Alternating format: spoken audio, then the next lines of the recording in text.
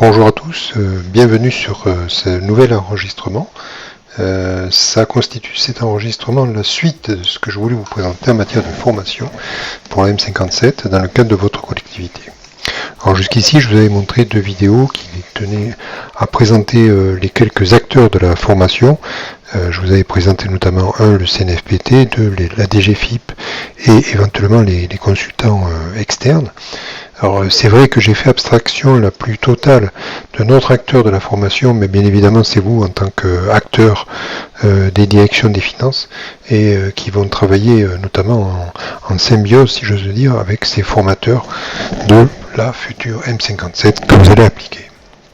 Alors aujourd'hui, je voudrais quand même mettre en évidence quand même un chantier qui est quand même assez d'importance, c'est de savoir distinguer les publics que vous allez avoir donc à former dans le cadre de cette M57. Alors si vous êtes une grande collectivité, les propos seront plus en adéquation. Si vous êtes une petite collectivité, je dirais que vous allez avoir tout à une seule et même personne, c'est-à-dire vous si vous êtes secrétaire de mairie. Alors, quelle formation et pour quel personnel? Donc je vais y aller. Mais tout d'abord, il faut bien avoir à l'esprit que parler de formation, c'est pas simplement renvoyer le bébé finalement à une seule et même personne, à la direction des ressources humaines, si c'est le cas, qui va être capable de distinguer un petit peu ces publics. Non, c'est un travail qui va se faire avec, bien évidemment, la direction des finances, qui est le maître d'ouvrage de cette future action de formation. Et c'est la direction des finances qui va, en collaboration avec la direction du personnel, déterminer les publics, et puis bien évidemment par public, quels sont les besoins, les identifier, parce qu'effectivement, nous allons avoir des besoins bien distincts. Alors vous voyez ici à l'écran plusieurs publics, la direction des finances. Eh bien oui, c'est pas parce qu'on est direction des finances que finalement on a besoin de rien. Bien au contraire, on a affaire à des personnels certes spécialisés en matière de finance, mais ils ne savent pas tout. Et puis c'est eux qui vont, ce sont les personnes qui vont être donc à même de pouvoir porter ce nouveau référentiel. Donc à une direction spécialisée des besoins bien particuliers. La M57, c'est certes l'affaire de la direction des finances, mais ce n'est pas que la direction des finances, il y a les autres usagers, donc les autres directions, et là aussi je vais mettre en évidence un certain nombre de points. Vous voyez apparaître les cadres. Alors bien sûr, les cadres ont des fonctions bien particulières, donc là aussi à trouver un petit peu les quelques besoins qu'ont ces personnes, et donc là aussi il y a un chantier particulier. Les élus enfin. Certes, ils ne sont pas des personnels de la collectivité, mais pour autant, ils sont aussi acteurs à leur niveau, et eux aussi ont des besoins. Donc, à nous aussi de pouvoir les prendre en compte pour leur permettre de rentrer dans cette nouvelle nomenclature sans aucun problème. Allez, j'y vais. On va commencer avec la direction des finances. Alors, la direction des finances, je vais faire une présentation en deux temps. D'abord, identifier le chantier budgétaire et dans un deuxième temps, identifier le chantier comptable. Alors, chantier budgétaire, vous allez avoir un problème, je dirais, qui sera commun avec les comptables, c'est bien évidemment le problème de la transposition des comptes. Alors, ça vaut pour les gens qui construisent le budget, ça vaut bien évidemment pour les gens qui vont faire l'exécution comptable, donc il y aura des besoins communs. Si vous faites une transposition, faut-il pouvoir l'expliciter aussi aux gens qui vont l'exécuter. Donc je dirais que là aussi, ce que je vous indique pourra faire l'objet d'un chantier commun à ces deux types de publics dans la direction des finances. C'est utile pour construire le budget, c'est clair, faire des regroupements, faire des arbitrages en toute connaissance de cause une fois qu'on a compris le dispositif. Il n'est pas exclu aussi de faire une séance commune avec les gens du comptable, donc voir un petit peu si on peut marcher de pair. Le deuxième chantier, c'est bien évidemment, c'est de comprendre comment, en définitive, vous allez pouvoir construire votre budget, donc voir un petit peu qu'est-ce que nous avons comme chapitre à disposition. Heureusement, il n'y a pas un changement énorme, heureusement, mais c'est aussi comprendre les modalités de gestion des chapitres, et puis surtout, bien évidemment, comment vous allez pouvoir l'intégrer dans le dernier passage que vous avez ici dans cette diapositive, comment intégrer cette nouvelle modalité dans le règlement budgétaire, parce que c'est pas tout de le comprendre, il faut-il le formaliser, puisque dès lors que vous avez 3500 habitants, vous devez avoir un règlement budgétaire financier, et donc bien évidemment ces modalités devront être formalisées dans ce document.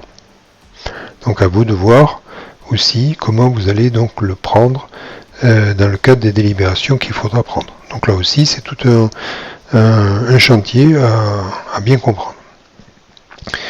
On a parlé des chapitres, mais bien évidemment, il y a aussi une autre modalité de gestion à comprendre.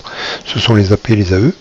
Comment on les crée, à quel moment, quelles sont les modalités budgétaires de ces créations, quelles sont les délibérations qu'il convient de prendre, qu'est-ce qu'on doit y trouver.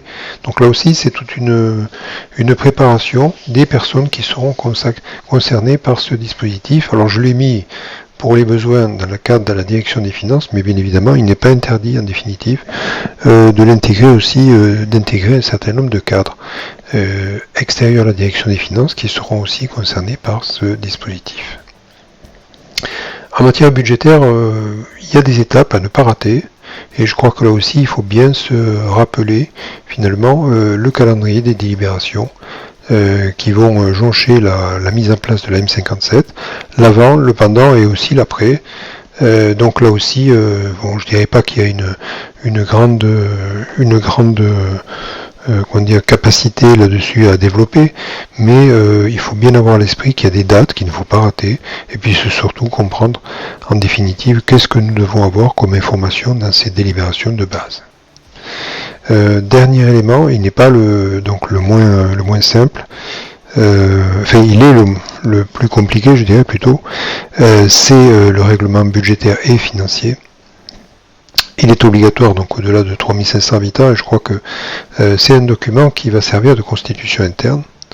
Et il faut bien avoir à l'esprit qu'en définitive, si vous ratez ce document, c'est toute la maison qui finalement ne marchera pas bien. Ça concerne certes les publics budgétaires de la direction des finances. Ça servira aussi de point de jonction avec le deuxième public, je veux parler du public comptable. Alors, le règlement budgétaire, donc en définitive, et on peut le dire en l'état, c'est une construction collective entre les budgétaires et les comptables. C'est une construction aussi collective avec les services qui eux aussi seront censés l'appliquer. Donc un règlement sera réussi aussi longtemps que il sera expliqué aussi aux services pour leur permettre de bien appliquer finalement ce qu'on attend d'eux. La direction des finances a aussi en matière comptable à travailler sur les différentes étapes de l'exécution budgétaire. Quid des créations d'engagement? Quid des dates de création, donc des liquidations?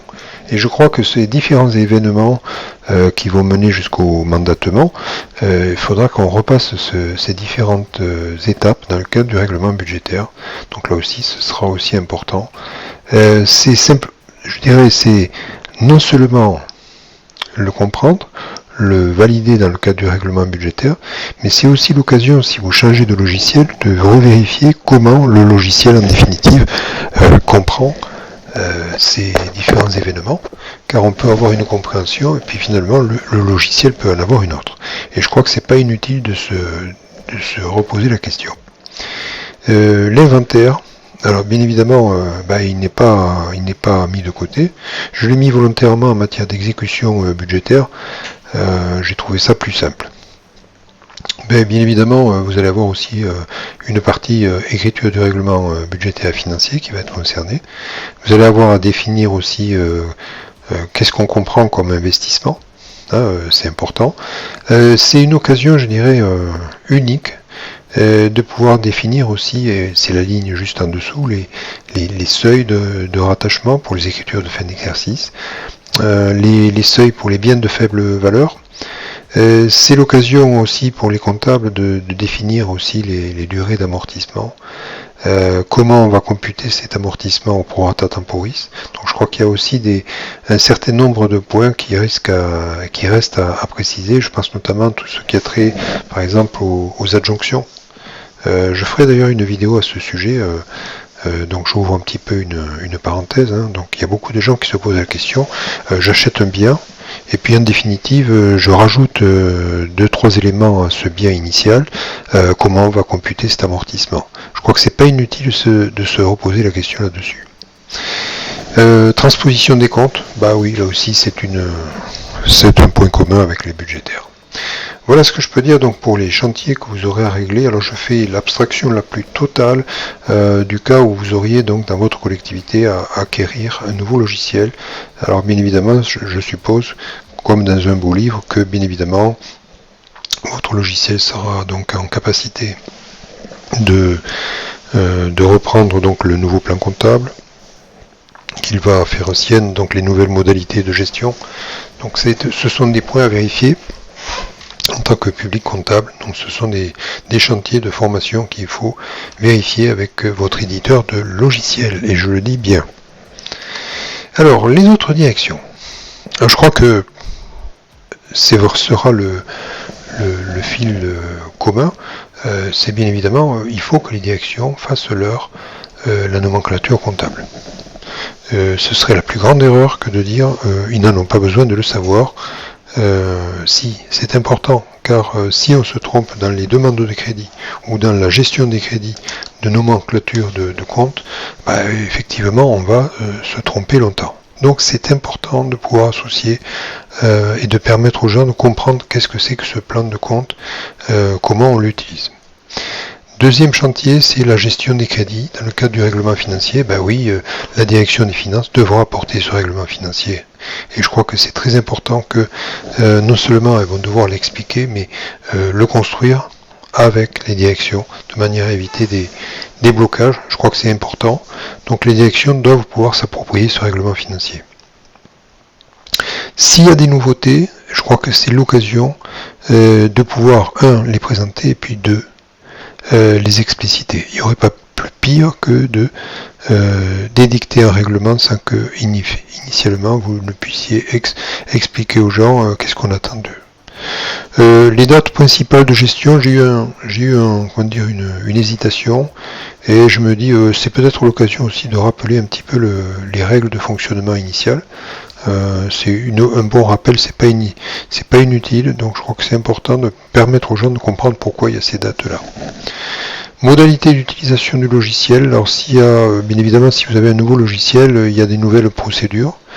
Là aussi, il y a un véritable chantier de formation à prévoir, en collaboration bien sûr avec l'éditeur de logiciel, qui sera à même de vous fournir soit des planches pour comprendre comment par exemple on fait un engagement, comment on fait une liquidation ou un mandatement par exemple. Donc à chaque fois vous avez une procédure à décrire. Alors ce ne sera pas inutile d'avoir un logiciel, un support PDF, un PowerPoint, quelque chose qui permette très rapidement au personnel de l'acquérir. Les cadres.